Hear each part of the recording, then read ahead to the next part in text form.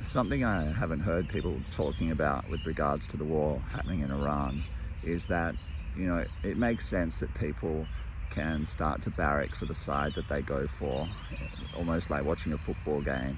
People are going for the Iranians, or people are going for the Americans and Israelis.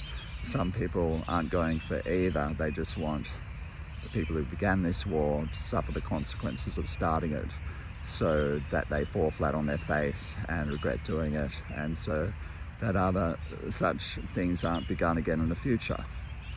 And all of that's really understandable, but what we've got to remember is what's happening underneath each one of these munitions, these missiles, all that sort of thing. So obviously people are being killed, there are buildings being destroyed, infrastructure being destroyed, the environment being destroyed in those areas. And so there's a lot of agony, a lot of suffering. So even though it can feel like it's the right thing to do to barrack for whichever side you're going for, it's actually not a great thing for a person to do for their own sense of inner peace or inner calm or happiness. Because really, when it comes down to it, like things like the golden rule, which is to treat others how you want to be treated yourself, all these people barracking for these missiles going off and saying casualties are just a part of war. Well, would you like to die because of this war? Would you give up your life because of this war? Would you like your family to be killed because of this war, or your city to be destroyed, or your country to be ruined, and all this sort of thing? So we don't really know what is going to work to end this war. Maybe escalation leads to more escalation, and the penultimate problem, which would be a nuclear strike, for example.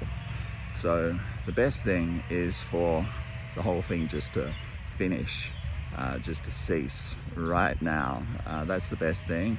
Just people pick up their weapons and go home, and that's the best thing that we can hope for. So I think instead of getting all G'd up and angry, which I know from my own experience, like it's easy enough to do that, but when you feel it, just check yourself and remember that actually what we really want to happen is peace. And so if there's just some sort of thing, some sort of insight that the people in charge of these activities, this war machine can have, and suddenly come to a place where they think, yeah, peace is the way to go, then let's just hope and pray for that, because that's what we want. It's what the people want. That's what that's what the world wants, really, what the environment wants, the whole thing.